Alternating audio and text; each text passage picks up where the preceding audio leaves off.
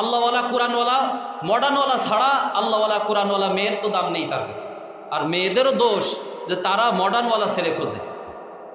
যেই যুবকের চুল এদিক থেকে এদিকে যায়, যেই যুবকের মুখে দাড়ি আছে সেই যুবক তো বুড়ো, তার কাছে তো কোনো মেয়েই আসবে। হ্যাঁ বোন, তুমি যেমনি আজকে খুঁজে নিলে মডার্ন, তুমি বুঝবে একদিন সুখ কারে বলে। মডার্ন ছেলে সুখ দিতে পারে না, সুখ যদি দেয় তো দিনদারওয়ালা আল্লাহওয়ালা ব্যক্তি সুখ দিতে পারে। এজন্য সুখ একমাত্র কোরআনে, তাছাড়া সুখ কোথাও নেই। আমি আয়াত একটা তিলাওয়াত করছিলাম প্রথমেই, সময় অনেক কম। ইউখাদিউনা আল্লাহ ওয়াল্লাযীনা আমানু ওয়া মা ইয়াখদাউনা ইল্লা আনফুসাহুম ওয়া মা ইয়াশউরুন। মানুষের ভিতর থেকে কিছু মানুষ আছে ইউখাদিউনা আল্লাহ ওয়াল্লাযীনা আমানু, যেই সমস্ত মানুষগুলা ধোঁকা দেয়, ধোঁকা কি দেয়? ধোঁকা দেয়। ইউখাদিউনা আল্লাহ, আল্লাহ তাআলাকে ধোঁকা দেয়। কাকে ধোঁকা দেয়? আল্লাহ তাআলাকে।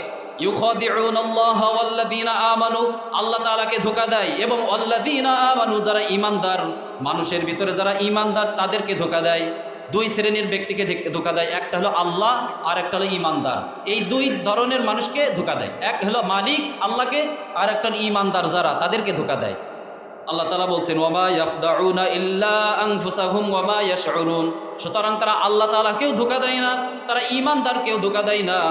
ওয়ামা ইয়াখদাউনা, সুতরাং তারা নিজেরা নিজেদেরকে ধোঁকা দেয়। তারা নিজেরা কাকে ধোঁকা দেয়? নিজেরা নিজেদেরকে ধোঁকা দেয়। তারা কোনো মুমিনদেরকে ধোঁকা দেয় না, আল্লাহ তাআলাকেও ধোঁকা দেয় না, বরঞ্চ নিজেকেই নিজে ধোঁকায় ফেলায়। এই যে ভ্যালেন্টাইন্স ডে আসছে 14ই ফেব্রুয়ারি, এটা যে কোনো মুসলমানের দিবস হতে পারে, এটা কি আপনাদের বিশ্বাস হয় বলেন? এটা কাদের দিবস? এটা ইহুদি নাসারাদের দিবস, এটা কোনো মুসলমানের দিবস না। এটা যদি মুসলমানের দিবস হতো তাহলে কোরআন এবং হাদিসে থাকতো কিনা বলেন? শবে বরাত কোরআন এবং হাদিসে আছে, শবে কদর কোরআন এবং হাদিসে আছে। তাহলে এই যে ভ্যালেন্টাইন্স ডে 14ই ফেব্রুয়ারি, এই কোনো দিবস এটা কোরআন এবং হাদিসে পাওয়া যাবে? যাবে না। যদি হতো তাহলে এটা আরবি নামে উপাধি হতো। শবে বরাত, এই শবে বরাতটা লাইলাতুন নিসফি মিন শাবান, এটা শবে বরাত বলি আমরা, ফার্সি শব্দ। এটা হাদিসে বলা হয়েছে লাইলাতুন নিসফি মিন শাবান, এটা হলো শাবান মাসের অর্ধ রজনী। এই দিবসটা হাদিসে আছে, শবে কদর হাদিসে আছে, ঈদের কথা হাদিসে আছে। কিন্তু এই যে 14 ফেব্রুয়ারি, এটা হলো কুত্তাকুত্তি দিবস। এটা কি দিবস? কুত্তাকুত্তি দিবস। এটা কোনো মানুষ এই দিবস পালন করে না, কোনো মুসলমানের সন্তান এই দিবস পালন করতে পারে না। একমাত্র যারা কুত্তার স্বভাব পালন করে শুধুই তারাই শুধু এই 14ই ফেব্রুয়ারি পালন করে, ঠিক কিনা বলেন? এই জন্য এই 14ই ফেব্রুয়ারি কোনো মুসলমানের জন্য না। এই দিনে কত বোন যে ধর্ষণ হবে, আবার এই ধর্ষণ হওয়ার পরে কত ডাস্টবিনে কত সন্তান পাওয়া যায়। তাহলে এই দিনে কত বোন ধর্ষণ হচ্ছে, সে বোন তার নিজের অস্তিত্ব হারাচ্ছে। আমাদের হয়তো গ্রাম অঞ্চলে এমন হয় না, কোথাও যদি হয় হতে পারে, কিন্তু গ্রাম অঞ্চলে তেমন হয় না, কিন্তু শহরে হয়। এগুলো আমার শহরের মানুষ বোঝে। কত বোন যে ধর্ষণ হবে এই দিনে, এই ভালোবাসা দিবসের নামে, কত মা বোন যে এই দিনে ধর্ষণ হয়ে যাবে। তার থেকে বেশি আল্লাহ তাআলা একটা আশ্চর্য বিষয় হলো, কিয়ামতের আগে মানুষ বেশি পরকীয়ায় লিপ্ত হবে। কিয়ামতের আলামত এটা। তো যারা পরকীয়ায় লিপ্ত হবে তাদের শাস্তি বেশি। যারা পরকীয়ায় লিপ্ত হয় তাদের শাস্তি আল্লাহ তাআলা বেশি রাখছেন। তাদের শাস্তি কি বলেন তো? পরকীয়া যারা করে, যারা জিনা করে, যারা বিয়ের পরে জিনা করবে, যারা, তাদের শাস্তি হলো গলা পর্যন্ত মাটির ভিতরে দাবায় রাখবে, ঢুকায় রাখবে, রাখার পরে সবাই মিলে তার পাথর মেরে ফেলবে, না মারা পর্যন্ত তাকে পাথর মারতে থাকবে। এই হলো বিয়ে করার পরে যদি কেউ জিনায় লিপ্ত হয়ে ধরা পড়ে, তার শাস্তি হলো এটা। আর যদি বিয়ের আগে যদি কেউ জিনা করে বা ধরা পড়ে বা প্রেম প্রীতি ধরা পড়ে, তাহলে তার শাস্তি কোরআনের ভাষায় ফাজলিদু কুল্লা ওয়াহিদিম মিনহুমা মিআতা জালদা, তার জন্য 100 বেদ। কয়শো বেদ? 100 বেদ। কিন্তু এই বেদ যে 100 মারবে, এর ভিতরে কোনো কমতি করা হবে না, কোনো আস্তে মারা হবে না, গার জোরে জোরে 100 বেদ মারা হবে। এই 100 বেদের ভিতরে কোনো কমতি করা হবে না এবং আস্তেও মারা হবে না। এখানে কোনো স্বজন প্রীতি চলবে না। 100 বেদ। এটা হলো বিয়ে যারা করেনি তাদের শাস্তি। কিন্তু যারা বিয়ে করার পরে পরকীয়া এবং জিনায় লিপ্ত হবে, তাদের শাস্তি হলো মেরে ফেলা। এই জন্য যারা ঈমানদার, যারা মুমিন, তাদেরকে যারা ধোঁকা দিতে চায় যে আমরা তো আল্লাহকে ধোঁকা দিছি, হ্যাঁ আমাদের আল্লাহ ধরতে পারবে না, এই দিন পালন করছি, তাতে কি হয়েছে? নামাজও পড়বো, মা পৌঁছাবো, সবগুলো একসাথে করবো না, তারা আল্লাহ তাআলাকে ধোঁকা দেয় না। ওয়ামা ইয়াখদাউনা ইল্লা আনফুসাহুম ওয়ামা ইয়াশউরুন, তারা নিজেরাই নিজেদেরকে ধোঁকা দেয়। ওয়াকালাল্লাহু তাআলা يخادعون الله والذين آمنوا وما يخدعون إلا أنفسهم وما يشعرون في قلوبهم مرض فزادهم الله مرضا ولهم عذاب أليم بما كانوا يكذبون وقال رسول الله صلى الله عليه وسلم لا يدخل الجنة جسد قضي بالحرام أو كما قال عليهما الصلاة والسلام وقال الشاعر الحمد لمن قدر خيرا وخبالا الحمد لمن قدر خيرا وخبالا والشكر لمن صور حسنا وجمالا والشكر لمن صور حسنا وجمالا الآن كما كان ولم يلق زوالا الآن كما كان ولم يلق زوالا لا ولد ولا ولد ولا أم لها لا ولد ولا ولد ولا أم لها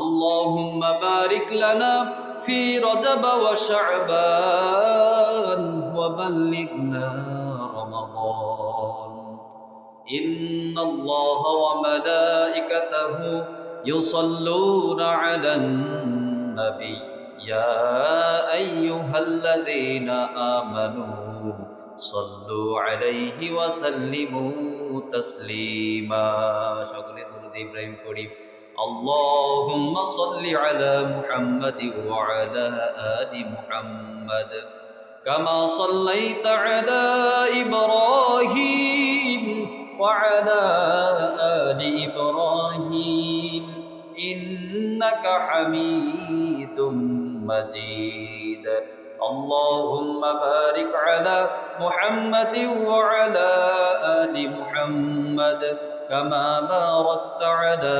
إبراهيم وعلى آل إبراهيم إنك حميد مجيد আলহামদুলিল্লাহ আল্লাহ সুবহানাহু ওয়া তাআলা দরবারে লাখো কোটি শুকরিয়া যে মহান আল্লাহ রাব্বুল আলামিন আমাদেরকে সুস্থ হায়াত দিয়ে এবং হেদায়াতের মতো দৌলত দিয়ে আল্লাহ রাব্বুল আলামিন আমাদেরকে তিনার ঘরে মেহমান হিসেবে কবুল করেছেন এবং পবিত্র শাবান মাসের প্রথম জুমায় আল্লাহ রাব্বুল আলামিন আমাদেরকে তিনার ঘরে আসার ও বসার তৌফিক দান করেছেন এই জন্য সেই মালিকের দরবারে সকলে শুকরিয়া তান আদায় করি বলি আলহামদুলিল্লাহ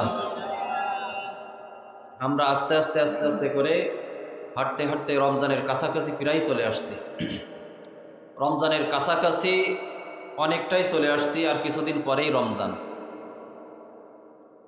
কৃষকের যেমনিভাবে কৃষকের সারাটা বছর বা 2-4টা মাস কষ্ট করার পরে যখন ফসল পেকে যায় কৃষকের হাসি ফোটে তখন যখন ফসলটা কেটে বাড়ি নিয়ে আসবে তো ফসল কেটে বাড়িতে নিয়ে আসার সময় কৃষকের মনটা ভরে তখন তার হাসি ফোটে তো কৃষকের যেমনিভাবে ফসল কাটার সময় তার জন্য আনন্দদায়ক ঠিক তেমনিভাবে একটা মুমিনের জন্য মুসলমানের জন্য মুত্তাকিনের জন্য পরহেজগার ব্যক্তির জন্য আনন্দের মাস হলো রমজান মাস যেই মাসে ফসল কাটার মাস সারা বছর 5 ওয়াক্ত নামাজ পড়লাম সারা বছর নিজেকে কন্ট্রোল করে চললাম ইবাদতের সাথে হালালের সাথে আর বছর 7টা 8টা 9টা মাস পার করে আসার পরে বছর পার করে আসার পরে রমজান মাস যখন পাই তখন মুমিনের জন্য খুশির মাস মুমিন রমজান মাসে ফসল কাটে মুসলমান রমজান মাসে ফসল ফলানোর পরে এই রমজান মাসে ফসলটা ঘরে ওঠায় তার মানে হলো রমজান মাস আসলে মুমিনের গুনাহ মাফের সুযোগ হয়। রমজান মাস আসলে মুমিনের যে সওয়াব, যে নেকি, সেটা দ্বিগুণ দ্বিগুণ 70 গুণ বেশি বৃদ্ধি পায়, 700 গুণ পর্যন্ত বেশি বৃদ্ধি পায়। এই জন্য সামনে যত দিন আমাদের আসছে রমজান কাছে, ততই আমাদের মুমিনের জন্য খুশির সংবাদ, আনন্দের সংবাদ। তবে রমজান মাস হলো তওবার মাস। রমজান আগের 2 মাস রজব শাবান, এই 2 মাস হলো এই তওবার প্রস্তুতি নেওয়ার মাস। তবে আমরা রমজান কাছাকাছি চলে আসছে ঠিক, কিন্তু আমাদের পরিবর্তন এখনো আসেনি। প্রত্যেক রমজান আমাদের থেকে বিদায় নিচ্ছে, কিন্তু রমজানে নিজের গুনাহকে মাফ করায় নিজে পরিবর্তন হয়ে খাঁটি মুত্তাকিন হওয়ার মতন সুযোগ থাকার পরেও আমরা সব ভুলে যাচ্ছি। মুমিন তো সে সময়কে নষ্ট করে না। যে মুমিন, যে বান্দা সময়কে নষ্ট করে না, সেই হলো সবচেয়ে ভাগ্যবান, সেই ব্যক্তি সবচেয়ে সুসংবাদদাতা প্রাপ্ত। এই জন্য আমরা সময়কে নষ্ট না করে সময়কে কাজে লাগাবো। আল্লাহ রাব্বুল আলামিন একটা আয়াত সূরা বাকারার ভিতরে শুরুর দিকেই আল্লাহ তাআলা আমাদেরকে শিক্ষা দেওয়ার জন্য একটা আয়াত নিয়ে আসছেন। সূরা বাকারার শুরুর দিকে বলতে, সূরা বাকারার এই আয়াত নম্বর হলো 9 নম্বর আয়াত। এই 9 নম্বর আয়াতে আল্লাহ রাব্বুল আলামিন আমাদেরকে শিক্ষা দিচ্ছেন, ইউখাদিউনা আল্লাহ ওয়াল্লাযীনা আমানু ওয়ামা ইয়াখদাউনা ইল্লা আনফুসাহুম ওয়ামা ইয়াশউরুন। মানুষের ভিতরে কিছু মানুষ আছে, ওয়ামিনান নাসি মাইয়াকুলু, মানুষের ভিতরে কিছু মানুষ এমন আছে যারা মাইয়াকুলু, তারা বলে আমান্না বিল্লাহ, আমরা ঈমান এনেছি আল্লাহর প্রতি, আল্লাহর উপর আমরা ঈমান আনছি। আমান্না বিল্লাহি ওয়া বিল ইয়াউমিল আখির, আর আমরা ঈমান এনেছি আখিরাতের উপর, আখিরাতের উপর আমরা ঈমান আনছি। তারা মানুষের ভিতরে কিছু মানুষ এমন বলে। ওয়ামিনান নাস, মানুষের ভিতর থেকে মাইয়াকুলু, কিছু মানুষ বলে আমান্না বিল্লাহ, আমরা ঈমান আনলাম আল্লাহর প্রতি, আল্লাহর উপর। ওয়াবিল ইয়াউমিল আখির, আর আখিরাত দিবসের উপর আমরা ঈমান আনলাম। ওয়াবিল ইয়াউমিল আখির ওয়ামা হুম বিমুমিনিন, যারা এই কথা বলে তারা হলো মুমিন। তারা কি? তারা মুমিন। ওয়ামা হুম বিমুমিনিন, তারাই হলো মুমিন। আল্লাহর উপরে যারা ঈমান নিয়ে আসে এবং যারা আখিরাতের উপরে ঈমান নিয়ে আসে। আর অন্যান্য আয়াতে আল্লাহ তাআলা বলছেন, যারা আল্লাহর উপর ঈমান নিয়ে আসে এবং রসুলের উপর ঈমান নিয়ে আসে এবং আখিরাতের উপরে ঈমান নিয়ে আসে, তারা কি? মুমিন। তারা কি? মুমিন। তাহলে ঈমান নিয়ে আসার পরে তারা মুমিন হয়। যারা ঈমানদার হয় তাদেরকে মুমিন বলে। যার ভিতরে ঈমান থাকে তাকে মুমিন বলে। যার ভিতরে নামাজ থাকে তাকে বলে মুসাল্লি, মুসাল্লিন বলে তাকে, তার ভিতরে নামাজ আছে। এজন্য যার ভিতরে ঈমান থাকে সেই ব্যক্তি বলা হয় মুমিন। এজন্য যারা আখিরাতের উপরে আর আল্লাহ তাআলার উপরে ঈমান আনে তারা হলো মুমিন। তো প্রথম অংশে আমরা হলাম ঈমানদার, আমরা হলো মুমিন বান্দা আল্লাহ তাআলার উপরে। আল্লাহ তাআলার কাছে আমরা মুমিন, কারণ আল্লাহ তাআলার উপরে আমরা ঈমান নিয়ে আসছি এবং আখিরাতকে বিশ্বাস করি। নাকি বলেন? আখিরাতকে আমরা বিশ্বাস করি, যে কারণে আমরা আজকে জুমার দিন সকলেই মসজিদে আল্লাহ তাআলার ঘরে আগে আগে হাজির হয়ে গেছে আল্লাহর ইবাদতের জন্য। কিন্তু যদি বিশ্বাস না করতাম তাহলে আল্লাহর ঘরে কি আমরা আসতাম না। শুধু বিশ্বাস করার কারণে এই পর্যন্ত আমরা আসছি। এখন একটা হলো বিশ্বাস আর একটা হলো আমল। একটা হলো শুধু বিশ্বাস করা পর্যন্তই ক্ষান্ত, শেষ, আর আমলে পরিণত করলাম না। আল্লাহ রাসূল সাল্লাল্লাহু আলাইহি সাল্লাম বলছেন, ঈমান 3 স্তরের নাম। আল ঈমানু ইকরারুম বিল লিসান ওয়া তাসদীকুম বিল জিনান ওয়া আমালুম বিল আরকান। ঈমান হলো চার স্তরের নাম, 3 স্তরের নাম হলো ঈমান। আল ঈমানু ইকরারুম বিল লিসান, প্রথম প্রকার ঈমানের নাম হলো ইকরারুম বিল লিসান, মানুষের অন্তর দ্বারা, মানুষের জিহ্বা দ্বারা, মানুষের জবান দ্বারা ঈমানের কথা স্বীকার করা, হ্যাঁ আমি আল্লাহ তাআলার পর ঈমান নিয়ে আসছি। ইকরারুম বিল লিসান, এই কথার স্বীকারোক্তি জিহ্বা দ্বারা করা। ওয়া তাসদীকুম বিল জিনান, আর দ্বিতীয় নম্বর ঈমান হলো অন্তর দ্বারা সেটা বিশ্বাসও করতে হবে। শুধু ঈমান মুখে বিশ্বাস করলাম, হ্যাঁ মালিক একজন আছে, আল্লাহ একজন আছে, এটা মুখে শুধু বিশ্বাস করলাম কিন্তু অন্তরে বিশ্বাস করলাম না, তাহলে ওই ব্যক্তি ঈমানদার হতে পারবে না। ওয়া তাসদীকুম বিল জিনান, ঈমান মুখের স্বীকার করার সাথে সাথে অন্তরেও সেটা 100% বিশ্বাস করতে হবে। আর তৃতীয় নম্বর যেটা স্তর সেটা হলো ওয়া তাসদীকুম বিল জিনানি ওয়া আমালুম বিল আরকান। আর তৃতীয় নম্বর ঈমান হলো সেই ঈমানের সাথে সাথে বিশ্বাস করার সাথে সাথে মুখে স্বীকার করার সাথে সাথে ওয়া আমালুম বিল আরকান, সেটা আমলে পরিণত করা। আমলে পরিণত করা এটা হলো ঈমানের 3 স্তরের এক স্তর। তাহলে শুধু মুখে বিশ্বাস করলে হবে না যে হ্যাঁ আখেরাত একটা আছে, আল্লাহ একজন আছে, এটা শুধু মুখে বিশ্বাস করলাম আর ওই পর্যন্ত শেষ না, ঈমানদার হওয়া যাবে না। ওয়া তাসদীকুম বিল জিনান, এবং মুখেও বিশ্বাস করি অন্তরেও বিশ্বাস করি হ্যাঁ মরতে হবে, একদিন কবর আছে, একদিন উঠতে হবে, এটা বিশ্বাস করে ওই পর্যন্ত শেষ না, এটাও হবে না, এ ব্যক্তিও ঈমানদার হতে পারবে না। ওয়া তাসদীকুম বিল জিনান এই পর্যন্ত ক্ষান্ত করলে হবে না। ওয়া আমালুম বিল আরকান, ওইটা আমলে পরিণত করতে হবে, আমলে দেখাই দিতে হবে যে না আমি ঈমানদার। 5 ওয়াক্ত নামাজ সময় মতো আদায় করতে হবে। রমজান আসতেছে, 1 থেকে 30 বা 29 যতটা রোজা হয় সম্পূর্ণ রোজা আমার রাখতে হবে, তাহলে আমি ঈমানদার, তাহলে আমি ঈমানদার। তাছাড়া আমি শুধু মুখে বিশ্বাস করলাম না, রোজা তো আল্লাহর হুকুম, এটা রাখতে হবে, কিন্তু আমলে পরিণত করলাম না, তাহলে ঈমানদার আমি না, আমি মিথ্যাবাদী, আমি মিথ্যাবাদী, আমি ঈমানদার এখনো হতে পারিনি। এই জন্য আমরা যারা 5 ওয়াক্ত নামাজ সময় মতো আদায় করতে পারি না, তারা যদি দাবি করি আমি ঈমানদার, তাহলে আমি মিথ্যাবাদী, আমি ঈমানদার হতে পারিনি। কারণ রাসূল সাল্লাল্লাহু আলাইহি সাল্লাম বলছেন ওয়া আমালুম বিল আরকান, আমলে পরিণত করতে হবে। আমলে পরিণত না করলে ঈমানদারের পরিপূর্ণ ঈমানদার আপনি হতে পারবেন না। ঈমান আপনার ভিতরে আছে কিন্তু আপনি মুত্তাকিন হতে পারেননি, আপনি আল্লাহ ভীরু হতে পারেননি।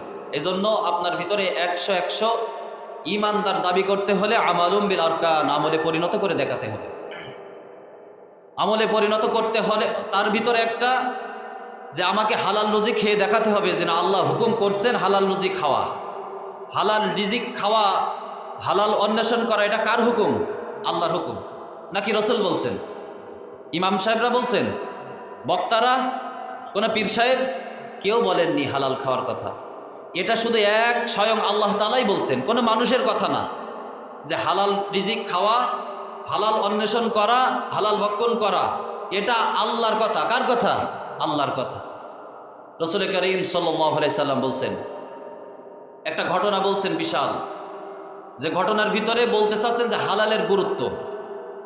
যে এক ব্যক্তি সে মরুভূমির ভিতরে, সে সব কিছু মরুভূমির ভিতরে সে আছে, সব মরুভূমির ভিতরে সে পড়ে আছে, মরুভূমির ভিতরে পড়ে থেকে সে এক বাক্যে আল্লাহ তাআলাকেই ডাকছেন, চিৎকার করে আল্লাহ তাআলাকে ডাকছেন, আর সে ব্যক্তির চোখ দিয়ে পানি অশ্রু প্রবাহিত হতে থাকছে। সে আল্লাহ তাআলাকে বিশাল ডাকতেছে মরুভূমির ভিতরে থেকে, চিৎকার করে আল্লাহ তাআলাকে ডাকতেছে, আর চোখের পানি তার অনর্গল পড়তে আছে। অথচ সেই ব্যক্তির পোশাক যেটা পরে আছে, এই পোশাকটা হারাম টাকার, সে যে খাবার খায় সে খাবারটাও হারাম পয়সার, হারাম খাবার খায়, পরনের পোশাকটাও তার জন্য হারাম টাকার পোশাক। তো রাসূল করিম সাল্লাল্লাহু আলাইহি সাল্লাম বলছেন, এই ব্যক্তির দোয়া কিভাবে কবুল হবে? সে যতই আল্লাহ তাআলাকে ডাকুক না কেন, এই ব্যক্তির দোয়া কখনোই কবুল হবে না। তার চোখের পানি আল্লাহ তাআলার কাছে কোনো গ্রহণযোগ্যই নেই। তাহলে দোয়া কবুলের শর্ত হলো হালাল খাবার খাওয়া আর হালাল জিন্দেগি গড়া। আপনার আমার জিন্দেগিটা হালাল হচ্ছে কিনা? রাসূল করিম সাল্লাল্লাহু আলাইহি সাল্লাম বলছেন, 5টা প্রশ্নের উত্তর না দেওয়া পর্যন্ত কোনো মানুষ কিয়ামতের ময়দানে এক কদম উঠাতে পারবে না। তার ভিতরে 1 নম্বরে আছে যে তোমাকে যে হায়াত দেওয়া হয়েছিল সেই হায়াতটা তুমি কোন কাজে ব্যবহার করছো, এবং সাথে সাথে তোমার যে রিজিক, তুমি যে রিজিক উপার্জন করছো কোন পথে উপার্জন করছো। আর এই উপার্জনটা অনেকের হালাল হতে পারে, অনেকের উপার্জন হালাল হতে পারে, কিন্তু ব্যয় কোন পথে এটাও আল্লাহ তাআলা আবার ধরবেন। আমি ইনকাম করছি, সারাদিন কষ্ট করে ভ্যান চালাই, মাঠে রোদে খেটে কত কষ্ট করে আমি গায়ের ঘাম ঝরাই, পায়ে ফেলাই, আমি এত কষ্ট করে উপার্জন করছি, এটা হালাল হতে পারে, অনেকের উপার্জন হালাল হতে পারে। কিন্তু ব্যয়ের বেলায় আবার অনেকেই দিনে 5 প্যাকেট সিগারেট খাচ্ছে, গাঁজা কয়েকটা টান মারছে, সে মদ খাচ্ছে, গাঁজা খাচ্ছে, তাড়ি খাচ্ছে, সুদের লেনদেন করতেছে, সে কিস্তি চালাচ্ছে, কত কষ্ট করে সে উপার্জন করছে, কষ্টের টাকা, হালাল টাকা, অথচ দেওয়ার সময় ব্যয় করতেছে কি হারাম, ব্যয়ের সময় কি হারাম। এই জন্য আল্লাহ তাআলা আয়টাও দেখবেন, ব্যয়টাও দেখবেন, যে তুমি আয় করছো কোন পথে সেটা ঠিক আছে, আলহামদুলিল্লাহ হালাল পথ। তাহলে এবার দেখো এই ব্যয় করছো কোন পথে, এবার ব্যয়ের পথটা দেখো। এবার ব্যয়ের পথ আল্লাহ তাআলা দেখবেন যে হ্যাঁ তার ব্যয়ের পথটা ধরা খেয়ে গেছে। আবার অনেকেই আছে যে ইনকাম করছে হারাম পথে, ইনকাম করছে কোন পথে, হারাম পথে, তার সুদে টাকা, সে অন্যায়ভাবে মানুষ কাছ থেকে অন্যায়ভাবে আত্মসাৎ করে মাছ খাচ্ছে, বোনের মালকে সে, বোনের জায়গা জমি সে আত্মসাৎ করে খাচ্ছে, জোর করে নিয়ে খাচ্ছে, তার আপন ভাইয়ের জায়গা জমি সে দিচ্ছে না, সে খাচ্ছে, খাওয়ার বেলায় হারাম, অথচ মসজিদের একটা ছাদ করে দিছে, মাদ্রাসায় একটা বানিয়ে দিছে, এতিমখানা একটা তৈরি করে চলে গেছে। এই ব্যক্তি দানের বেলায় সব কিছু হালাল, হ্যাঁ হালাল দানের বেলায় ঠিক আছে, কিন্তু ইনকামের বেলায় যে হারাম।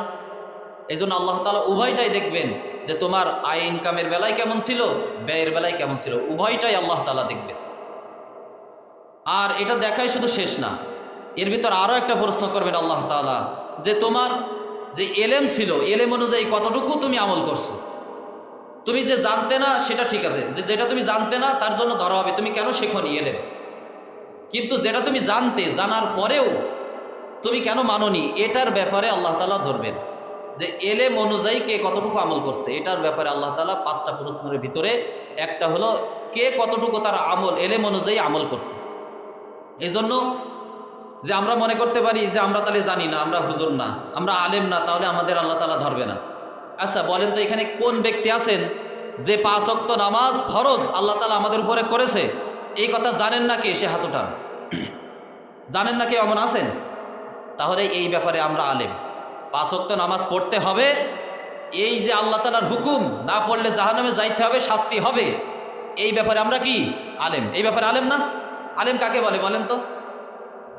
যে জানে। আল আলিমু ইসমে ফাইল সিগা, মানে যিনি জাননেওয়ালা, কোরআন এবং হাদিসের ব্যাপারে জাননেওয়ালা যিনি, তাকে বলা হয় আলেম। তবে আমরা সাধারণত কোরআন এবং হাদিসের সম্পূর্ণ জ্ঞান, ফিকা শাস্ত্রের জ্ঞান যিনি রাখে তাদেরকে আমরা আলেম বলি। কিন্তু হ্যাঁ, আপনি আপনার আমলের ব্যাপারে আপনি আলেম, যে নামাজ পড়তে হবে 5 ওয়াক্ত, রমজান মাসের রোজা, এটা নফল না ফরজ বলেন তো? ফরজ। আর ফরজ হুকুম কে করে? আল্লাহ। তাহলে এটা আমরা সবাই জানি যে রমজানের রোজা ফরজ। তাহলে এরপরে কি আর বলা লাগবে যে আল্লাহ আমি তো জানতাম না রোজা ফরজ ছিল, আল্লাহ আমি যেটা শুনিনি, আমি কোনোদিন শুনিনি, আল্লাহ কসম এর রোজা যে ফরজ আমি কোনোদিন শুনিলাম না দুনিয়াতে থাকা অবস্থায়। আপাতত অন্য কেউ না শুনুক, আমাদের এই মসজিদের এই মহল্লার মুসাল্লিরা, কোনো মা বোনেরা, কোনো সন্তানাদি, আমাদের কোনো ভাই, আমাদের সন্তান, কেউ বলতে পারবে যে রোজা ফরজ এটা আমি জানতাম না? কেউ বলতে পারবেন না? তাহলে বোঝা গেল এই রোজা যে রাখা ফরজ, এটার ব্যাপারেও আমি কি আলেম, এটার ব্যাপারে আমি কি আলেম। তাহলে এটার ব্যাপারে আমার ধরা হবে, যে যতটুকু জানে আলেম, তার অতটুকু পরিমাণ তার জানানো, তার ধরা হবে যে তুমি কতটুকু পরিমাণ তোমার এলেম অনুযায়ী আমল করছো। এই জন্য প্রত্যেক ভাইকে, বাপকে, চাচাকে বলি যে সময়কে নষ্ট করবেন না, সময় বহুত বড় মূল্যবান। আর কিভাবে বললে আপনারা বুঝবেন বলেন? এমন মনে হয় যে যদি আপনার পাটা ধরলে, আপনার হাতটা ধরলে যদি আপনি বুঝতে পারবেন বা বুঝবেন বা আপনি আমল করবেন, তাহলে আপনার হাতটা, আপনার পাটা ধরতে আমরা রাজি। আমরা আলেমরা কতভাবে বুঝাই যে আখেরাতকে সফলতা করেন। আল্লাহ তাআলা বলছেন দুনিয়ার কোনো টাকাওয়ালা, সম্পদওয়ালা সেই ব্যক্তি কখনোই সফল কাম না, সফল তো ওই ব্যক্তি কদ আফলাহাল মুমিনুন আল্লাযীনা হুম ফি সালাতিহিম খাশিউন। সফল তো মুমিন, তো সব সময় সফল কাম। কদ আফলাহাল মুমিনুন, যারা মুমিন তারাই হলো সফল কাম। আর কারা সফল কাম? আল্লাযীনা হুম ফি সালাতিহিম খাশিউন, যারা নামাজকে খুশুখুজুর সাথে আদায় করে তারাই তো সফল কাম। তাহলে যেই ব্যক্তি নামাজ খুশুখুজুর সাথে আদায় করে সেই ব্যক্তি সফল কাম। আল্লাহ তাআলা তো বলতে পারতেন যে টাকাওয়ালা, সম্পদওয়ালা সফল কাম। যেই ব্যক্তির যত বেশি গায়ে শক্তি বেশি, চেহারা ভালো বেশি, যার কথা যত সুন্দর বেশি এই ব্যক্তি সফল কাম, আল্লাহ এটা বলতে পারতেন। যার বাড়িটা যত সুন্দর, যার কথা যত সুন্দর, যার চেহারা যত সুন্দর, সেই ব্যক্তি সফল কাম। আল্লাহ এটা কি বলছেন? কোথাও বলেননি। তবে হ্যাঁ, সফল কাম ওই ব্যক্তি, কদ আফলাহাল মুমিনুন, সূরা মুমিনে আল্লাহ তাআলা বলছেন সফল কাম তো সেই আল্লাযীনা হুম ফি সলাতিহিম খাশিউন, যে নামাজ খুজুর সাথে নামাজ আদায় করে, যে সেই ব্যক্তি হলো সফল কাম, সেই মুমিন হলো সফল কাম। বাকি কেউ সফল কাম না। টাকাওয়ালার দিকে তাকায় দেখেন, সে সুখে নেই। টাকাওয়ালা কখনো সুখে থাকে না, গাড়ি বাড়িওয়ালা কখনো সুখে থাকে না। সুখে থাকে তো দিনদারওয়ালা। খোঁজ নিয়ে দেখেন। আমি এখানে বলতেছি, কোরআনের থেকে বলতেছি। হযরত মুসা আলাইহিস সালাতু ওয়াস সালাম, তিনার জামানায় এক ব্যক্তি বিশাল টাকাওয়ালা সুখে থাকতে চায়। তো আল্লাহ রসুল মুসা আলাইহিস সালামের কাছে জিজ্ঞাসা করছে, মুসা, আমি তো বড় লোক হতে চাই, বিশাল ধন সম্পদওয়ালা হতে চাই, তো আমি সুখে থাকতে চাই, ধন সম্পদওয়ালা হতে চাই, তো কি করলে বা কিভাবে থাকলে আমি সুখে থাকব, আমার ধন সম্পদ ভালো থাকবে, আমি টাকা পয়সাওয়ালা হব? আল্লাহর কাছে একটু শুনে আসে তো। তখন মুসা আলাইহিস সালাতু ওয়াস সালাম আল্লাহর কাছে বললেন যে, আল্লাহ, অমুক ব্যক্তি তো সুখে থাকার জন্য ধন সম্পদ, টাকা পয়সা চাই। তো তখন আল্লাহ তাআলা বললেন যে, তার কাছে শুনে আসো যে কার মতো হতে চাই। তখন এই কথা, কার মতো হতে চাই, এই কথা সে বলল মুসা আলাইহিস সালাতু ওয়াস সালাম, যে তুমি কার মতো হতে চাও সেটা আল্লাহ তাআলা জানাতে চাইছে, জানাতে তোমাকে বলছে। তো তখন ওই ব্যক্তি সব টাকাওয়ালাদের খোঁজ নিছে যে কার মতো হতে চাই। তো প্রথম এক ব্যক্তির বাড়িতে যেয়ে বলছে যে, ভাই, আমি তো তোমার মতন বড় লোক হতে চাই, তোমার মতো টাকাওয়ালা হতে চাই, তোমার তো বিশাল বড় বাড়ি গাড়ি, তোমার বিশাল নাম ডাক, তো তোমার মতো আমি হতে চাই। তো তোমার কোনো টাকা পয়সার ভিতরে কেমন কি, সংসারাদির ভিতরে কেমন কি বলো তো। তখন সেই ব্যক্তি বলতেছে, ভাই, তুমি যে আমার মতো টাকাওয়ালা হতে চাও, কখনোই না, আমার মতো হয়ে না। বলছে, কেন কি আমার মতো হবেন না কেন?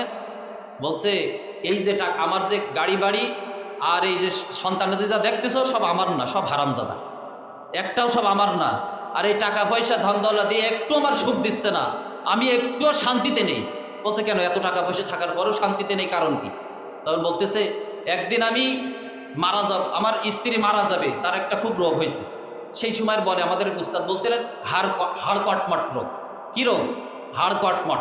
সেই সময়ের জামানার এক রোগ ছিল, তো বাংলায় আমাদের বলে হাড় কটমট, যাই হোক একটা রোগ।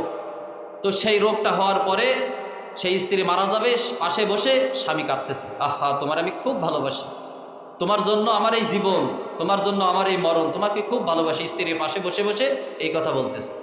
তখন সেই স্ত্রী বলতেছে যে, আমারে তুমি যে ভালোবাসো তার প্রমাণ কি? বলছে, প্রমাণ হলো তুমি মারা যাওয়ার পর আমি কখনো আর কোনোদিন বিয়ে করবো না, তোমার ভালোবাসায় আমি জীবন কাটাই দেব। তখন বলতেছে যে, তা আমি বিশ্বাস করি না, এই কথা আমি বিশ্বাস করি না। যদি তুমি প্রমাণ বিশ্বাস করাতে চাও, তাহলে তোমার পুরুষলিঙ্গ কেটে দাও, তাহলে আমি বিশ্বাস করবো যে তাহলে তুমি আমারই ভালোবাসো। তখন এই কথা, সেই মুমূর্ষু অবস্থায় স্ত্রী বাঁচবে না, বাঁচার কোনো লাইন নেই। এই স্বামী, এই স্ত্রীর এই কথা বিশ্বাস করানোর জন্য ওই স্বামী তার পুরুষলিঙ্গ কেটে দিয়েছে। তো কেটে দেওয়ার কিছুদিন পরে স্ত্রী ভালো হয়ে গেছে, সুস্থ হয়ে গেছে। এখন সুস্থ হয়ে যাওয়ার পরে এখন ওই স্ত্রী, ও আর স্বামীকে অত ভালোবাসে, সে তো আর স্বামীর অত ভালোবাসে না। তো তখন এর এই সন্তানাদি কিছুই তো তখন আর হয়নি। নতুন বিয়ে, নতুন জীবন, স্ত্রীর ভালোবাসায় কতই না কত কিছু করে। এক ব্যক্তি একদিন বলছিল আমাদের এক ভাই, আরে বিয়ে করছি, বিয়ে কি ছেড়ে দেওয়ার জন্য করছি? লেখো 13 লাখ টাকা আমার কাবিননামা লেখো, আমি কি বউ কি ছেড়ে দেবো? পরে যখন গন্ডগোল বেঁধে গেছে, তখন হুঁশ ফিরেছে, তখন ভাবছে, আরে আল্লাহ, কি করলাম, বউ না ছাড়তে পারি, না টাকা বিনামা দিতে পারি, কি এক জ্বালা। এই জন্য কুল্লু জাজিদুন লাযীদুন, আরবি একটা প্রবাদ আছে, প্রত্যেক নতুন জিনিসই মজা, নতুন নতুন খুব মজা লাগে। রমজান যখন প্রথম প্রথম আসবে, তখন দেখবেন ভালোই মুসাল্লি ভরে যায়, কিন্তু শেষ পর্যন্ত বোঝা যায় মুসাল্লি কয়জন খাঁটি। তো প্রত্যেক নতুন জিনিসেই মজা। তো ওই ব্যক্তি ওই রকমভাবে তার ওই স্ত্রীর জন্য ওই রকম পুরুষলিঙ্গ দিচ্ছে তো কেটে, এখন আর সেই সন্তানাদি জন্ম দিবে কোনোই তো তার শক্তি নেই। এখন তার এই সন্তানাদি যা কিছু আছে, তার সেই স্ত্রী অন্য জায়গায় ফুর্তি করে, অন্য জায়গা থেকে সন্তান সব কিছু জন্ম দিছে, এখন তার তো আর কোনো শক্তি নেই। এই কথা বলার পরে সেই ব্যক্তি ভাবছে, আহা, এতে টাকা পয়সা তো কোনো সুখ নেই। এই করতে করতে আরও অনেক জায়গায় সেই ব্যক্তি দেখছে যে কার মতো সুখে হওয়া যায়, যেখানেই যায় সেখানেই দেখে টাকার ভিতরে কোনো না কোনো ব্যাধি, কোনো না কোনো অশান্তি আছেই। তখন এসে বলছে যে, মুসা, আমি যেমনি আছি তেমনি সুখে আছি, আমার টাকা পয়সা লাগবে না। তাহলে টাকা পয়সায় সুখ দেয় না, সুখ দেয় কে? আল্লাহ। সুখ কে দেয়? টাকা পয়সায় সুখ নেই। টাকা পয়সায় সুখ থাকলে টাকাওয়ালা লোক কখনো না ঘুমায়ে থাকতো না। টাকাওয়ালা লোক, সে টাকাওয়ালা ব্যক্তি কখনো তার ঘুম এমনও রাত যায় রাতে ঘুমও হয় না। কিন্তু একটা কুড়ে ঘরে থাকা ব্যক্তি, সেই ব্যক্তি রাতে কি আরামে ঘুম দেয়, তার কোনো টেনশনই নেই। তার স্বামী স্ত্রীর ভিতরে কি ভালোবাসা, কি মহাব্বত। এই জন্য টাকার ভিতরে কোনো সুখ নেই। সুখ যদি থাকে, আমি কোরআন থেকে বলতে পারি, সুখ একমাত্র দিনদারিত্বের ভিতরে। সুখ কিসের ভিতরে? দিনদারিত্বের ভিতরে সুখ। যার বাসায় টাকা নেই কিন্তু দিনদারিত্ব আছে, স্বামী স্ত্রী উভয়ই দিনদার, উভয়ই কিদার? দিনদার, আল্লাহওয়ালা, কুরআনওয়ালা, আমলওয়ালা, তার বাড়ি সুখ। তাছাড়া বাকি আর কারোর বাড়ি সুখ নেই। সবাই অশান্তিতে, কেউ সুখে থাকবেও না, এ সুখে থাকার কথাও না। দুনিয়া কাউকে সুখে থাকতে দেয় না। যার ভিতরে কোরআন নেই, যেই পরিবারে কোরআন নেই, সেই পরিবার অশান্তি, সেই পরিবারে শান্তি নেই। এটা আমি লিখে দিতে পারবো। আর আপনারা যারা সংসার করছেন তারা তো ভালো করেই জানেন। এজন্য কোরআন ছাড়া কখনোই কাউকে সুখ দিতে পারে না। কোরআন একমাত্র সুখের জায়গা হলো কোরআন, আখেরাত। যেই পরিবারে আখেরাত আছে, যেই স্ত্রী আল্লাহওয়ালা, যেই স্ত্রী আমলওয়ালা, ওই স্ত্রী স্বামীকে কষ্ট দেবে না। সেই স্ত্রী স্বামীর কথায় অবাধ্য হবে না। কিন্তু যেই স্ত্রী দিনদারওয়ালা না, শুধু দুনিয়াওয়ালা, দুনিয়া বুঝেছে। আর আমাদের যুবকেরও একটা দোষ আছে, শুধু সাদা চামড়া দেখে। সাদা চামড়া যদি হয় আর মডার্ন যদি হয় তাহলে ওইটাই সেরা। কিন্তু আল্লাহওয়ালা, আমলওয়ালা, কোরআনওয়ালা, এই জিনিসের দাম নেই তার। আল্লাহওয়ালা, কোরআনওয়ালা, মডার্নওয়ালা ছাড়া আল্লাহওয়ালা, কোরআনওয়ালা মেয়ের তো দাম নেই তার কাছে। আর মেয়েদেরও দোষ যে তারা মডার্নওয়ালা ছেলে খোঁজে। যেই যুবকের চুল এদিক থেকে এদিকে যায়, যেই যুবকের মুখে দাড়ি আছে, সেই যুবক তো বুড়ো, তার কাছে তো কোনো মেয়েই আসবে। হ্যাঁ বোন, তুমি যেমনি আজকে খুঁজে নিলে মডার্ন, তুমি বুঝবে একদিন সুখ কারে বলে। মডার্ন ছেলে সুখ দিতে পারে না। সুখ যদি দেয় তো দিনদারওয়ালা, আল্লাহওয়ালা ব্যক্তি সুখ দিতে পারে। এজন্য সুখ একমাত্র কোরআনে, তাছাড়া সুখ কোথাও নেই। আমি আয়াত একটা তেলাওয়াত করছিলাম প্রথমেই, সময় অনেক কম। ইউখাদিউনাল্লাহা ওয়াল্লাযীনা আমানু ওয়া মা ইয়াখদাউনা ইল্লা আনফুসাহুম ওয়া মা ইয়াশউরুন। মানুষের ভিতর থেকে কিছু মানুষ আছে, ইউখাদিউনাল্লাহা ওয়াল্লাযীনা আমানু, যেই সমস্ত মানুষগুলা ধোঁকা দেয়। ধোঁকা কি দেয়? ধোঁকা দেয়। ইউখাদিউনাল্লাহা, আল্লাহ তাআলাকে ধোঁকা দেয়। কাকে ধোঁকা দেয়? আল্লাহ তাআলাকে। ইউখাদিউনাল্লাহা ওয়াল্লাযীনা আমানু, আল্লাহ তাআলাকে ধোঁকা দেয়। এবং ওয়াল্লাযীনা আমানু, যারা ঈমানদার, মানুষের ভিতরে যারা ঈমানদার তাদেরকে ধোঁকা দেয়। দুই শ্রেণীর ব্যক্তিকে ধোঁকা দেয়, একটা হলো আল্লাহ আর একটা হলো ঈমানদার। এই দুই ধরনের মানুষকে ধোঁকা দেয়। এক হলো মালিক আল্লাহকে, আর একটা ঈমানদার যারা, তাদেরকে ধোঁকা দেয়। আল্লাহ তাআলা বলছেন ওয়া মা ইয়াখদাউনা ইল্লা আনফুসাহুম ওয়া মা ইয়াশউরুন। সুতরাং তারা আল্লাহ তাআলাকেও ধোঁকা দেয় না, তারা ঈমানদারকেও ধোঁকা দেয় না। ওয়া মা ইয়াখদাউনা, সুতরাং তারা নিজেরা নিজেদেরকে ধোঁকা দেয়। তারা নিজেরা কাকে ধোঁকা দেয়? নিজেরা নিজেদেরকে ধোঁকা দেয়। তারা কোনো মুমিনদেরকে ধোঁকা দেয় না, আল্লাহ তাআলাকেও ধোঁকা দেয় না, বরঞ্চ নিজেকেই নিজে ধোঁকায় ফেলায়। এই যে ভ্যালেন্টাইন্স ডে আসছে 14ই ফেব্রুয়ারি, এটা যে কোনো মুসলমানের দিবস হতে পারে, এটা কি আপনাদের বিশ্বাস হয় বলেন? এটা কাদের দিবস? এটা ইহুদি নাসারাদের দিবস। এটা কোনো মুসলমানের দিবস না। এটা যদি মুসলমানের দিবস হতো তাহলে কোরআন এবং হাদিসে থাকতো কিনা বলেন? শবে বরাত কোরআন এবং হাদিসে আছে, শবে কদর কোরআন এবং হাদিসে আছে। তাহলে এই যে ভ্যালেন্টাইন্স ডে 14ই ফেব্রুয়ারি, এই কোনো দিবস এটা কোরআন এবং হাদিসে পাওয়া যাবে? যাবে না। যদি হতো তাহলে এটা আরবি নামে উপাধি হতো। শবে বরাত, এই শবে বরাতটা লাইলাতুন নিসফি মিন শাবান, এটা শবে বরাত বলি আমরা, ফার্সি শব্দ। এটা হাদিসে বলা হয়েছে লাইলাতুন নিসফি মিন শাবান, এটা হলো শাবান মাসের অর্ধ রজনী। এই দিবসটা হাদিসে আছে, শবে কদর হাদিসে আছে, ঈদের কথা হাদিসে আছে। কিন্তু এই যে 14 ফেব্রুয়ারি, এটা হলো কুত্তাকুত্তি দিবস। এটা কি দিবস? কুত্তাকুত্তি দিবস। এটা কোনো মানুষ এই দিবস পালন করে না, কোনো মুসলমানের সন্তান এই দিবস পালন করতে পারে না। একমাত্র যারা কুত্তার স্বভাব পালন করে শুধুই তারাই শুধু এই 14ই ফেব্রুয়ারি পালন করে, ঠিক কিনা বলেন? এই জন্য এই 14ই ফেব্রুয়ারি কোনো মুসলমানের জন্য না। এই দিনে কত বোন যে ধর্ষণ হবে, আবার এই ধর্ষণ হওয়ার পরে কত ডাস্টবিনে কত সন্তান পাওয়া যায়। তাহলে এই দিনে কত বোন ধর্ষণ হচ্ছে, সে বোন তার নিজের অস্তিত্ব হারাচ্ছে।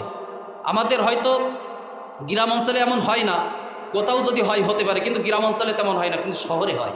এগুলো শহরের মানুষ বোঝে। কত বোন যে ধর্ষণ হবে এই দিনে, এই ভালোবাসা দিবসের নামে। কত মা বোন যে এই দিনে ধর্ষণ হয়ে যাবে, তার থেকে বেশি আল্লাহ তাআলা একটা আশ্চর্য বিষয় হলো, কিয়ামতের আগে মানুষ বেশি পরকীয়ায় লিপ্ত হবে। কিয়ামতের আলামত এটা। তো যারা পরকীয়ায় লিপ্ত হবে তাদের শাস্তি বেশি।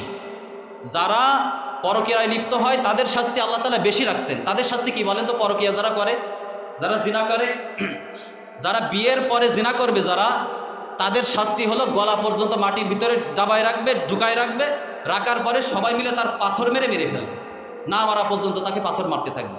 এই হলো বিয়ে করার পরে যদি কেউ জিনায় লিপ্ত হয়ে ধরা পড়ে, তার শাস্তি হলো এটা। আর যদি বিয়ের আগে যদি কেউ জিনা করে বা ধরা পড়ে বা প্রেম প্রীতি ধরা পড়ে, তাহলে তার শাস্তি কোরআনের ভাষায় ফাজলিদু কুল্লা ওয়াহিদিম মিনহুমা মিআতা জালদা, তার জন্য 100 বেদ। কয়শো বেদ? 100 বেদ। কিন্তু এই বেদ যে 100 মারবে, এর ভিতরে কোনো কমতি করা হবে না, কোনো আস্তে মারা হবে না, গার জোরে জোরে 100 বেদ মারা হবে। এই 100 বেদের ভিতরে কোনো কমতি করা হবে না এবং আস্তেও মারা হবে না। এখানে কোনো স্বজন প্রীতি চলবে না। 100 বেদ। এটা হলো বিয়ে যারা করেনি তাদের শাস্তি। কিন্তু যারা বিয়ে করার পরে পরকীয়া এবং জিনায় লিপ্ত হবে, তাদের শাস্তি হলো মেরে ফেলা। এই জন্য যারা ঈমানদার, যারা মুমিন, তাদেরকে যারা ধোঁকা দিতে চায় যে আমরা তো আল্লাহকে ধোঁকা দিছি, হ্যাঁ আমাদের আল্লাহ ধরতে পারবে না, এই দিন পালন করছি, তাতে কি হয়েছে? নামাজও পড়বো, মা পৌঁছাবো, সবগুলো একসাথে করবো না, তারা আল্লাহ তাআলাকে ধোঁকা দেয় না। ওয়ামা ইয়াখদাউনা ইল্লা আনফুসাকুম ওয়ামা ইয়াশউরুন, তারা নিজেরাই নিজেদেরকে ধোঁকা দেয়। এক ব্যক্তি একদিন, আমি কথা বলে শেষ করে দেব, এক ব্যক্তি একদিন আমাদের হুজুর বলছিলেন, এই আয়াত যেদিন আমাদের তাফসীর পড়াবে, ক্লাস হবে, সেদিন এই আয়াতের উদাহরণ দিতে যাই বলছিলেন, এক ব্যক্তি এক জামানায়, সেই জামানায় অত তো কারেন্ট ছিল না, সেই জন্য এক ব্যক্তি সে তার দাওয়াত করেনি। তো এই রাতের চাঁদের আধারে, চাঁদনি রাত্রে যে চাঁদের আলোয় সব কিছু আলো আলো হয়ে গেছে। তো এই রাত্রেবেলায় সবার দাওয়াত করা হয়েছে, অনেকের দাওয়াত করছে। তো দাওয়াত করার পরে ওই ব্যক্তি দাওয়াত করেনি। না দাওয়াত করার কারণে ওই ব্যক্তি ওই যেই জায়গায় দাওয়াত করছিল ওই জায়গায়ও আগে আগে আসছে। আসার পরে ওই জায়গা থেকে ঘুরে ওই যে চাঁদের দিক তাকালে, আকাশে যদি তাকানো হয় চন্দ্র বা সূর্য, যদি আমি এই জায়গা থেকে যদি ওই চট্টগ্রামও যাই, তাহলে সূর্য আমার সাথে সাথে যাবে না? চাঁদও তো আমার সাথে সাথে যাবে, কি বলেন, যাবে না? তো ওই ব্যক্তিটাও এরকম ভাবছে যে আমি এখান থেকে চাঁদ আমার সাথে করে নিয়ে যেয়ে বাগানে বসে থাকবো, এরা অন্ধকার হয়ে যাবে, এরা আর খেতে পারবে না, আমার তো দাওয়াত দিইনি, তাহলে এরাও আর অন্ধকারে খাইতে পারবে না, আমার তো দাওয়াত দিইনি, দাঁড়াও এই জায়গাটা আমি অন্ধকার করে দেব। এই জন্য ওই ব্যক্তি ওই চাঁদকে এই জায়গায় এসে সাথে করে নিয়ে ওই বাগানের ভিতরে যেয়ে বসে আছে, যে ওরা অন্ধকার হয়ে যাবে, ওই অঞ্চল অন্ধকারের কারণে আর কেউ দাওয়াত খাটতে পারবে না, অন্ধকার আর দেখতে পাবে না। তো ওই বাগানের ভিতরে বসে থাকার পরে এরা তো খানা দানা খেয়ে দিয়ে বাড়ি যাওয়ার সময় দেখে বাগানের ভিতরে বসে আছে। বলছে কি ব্যাপার, তুই এই বাগানের ভিতরে বসে আছিস কেন? বলছে যে ওই যে তোমরা আমার দাওয়াত দাওনি, তাই তোমরা যেন না খাইতে পারো অন্ধকারে, তাই আমি ওই চাঁদ সাথে নিয়ে সেখানে এসে বসে আছি, ওই দেখো চাঁদ আমার সাথে বসে আছে। তখন বলছে বোকা, আমি তো দাওয়াত খেয়েই আসলাম, খেয়ে তুই বাড়ি যাচ্ছি, চাঁদ কি তোর সাথে আছে? চাঁদ তো সব জায়গায় থাকে, তুই তো নিজে ধোকা দিলি। তুই যদি ওই না করে যদি বলতিস যে আমার দাওয়াত দানি করে, তাও দাওয়াত পাইলে তুই খাইতে পারতিস। তুই যে বাগানে বসে মশার কামড় খাইছিস, তোর কামড়টা লাভটা হয়েছে তোর মশার কামড়। এই জন্য যে মুমিনদেরকে ধোকা দেয় সে আল্লাহ তাআলাকে যে ধোকা দেয়, মুমিনদেরকে যে ধোকা দেয়, সে আল্লাহকেও ধোকা দিচ্ছে না, মুমিনদেরকেও ধোকা দিচ্ছে না, বরং ওমা ইয়াখদাউনা ইল্লা আনফুসাহুম ওয়া ইয়াশউরুন, নিজেরাই নিজেদেরকে ধোকা দিচ্ছে, একদিন তারা ধরা খেয়ে যাবে। যাই হোক, যে কথাগুলো বললাম, আল্লাহ রাব্বুল আলামিন আমাদেরকে সকলকে আমল করার তৌফিক দান করে। আর যারা সুন্নাত পড়েনি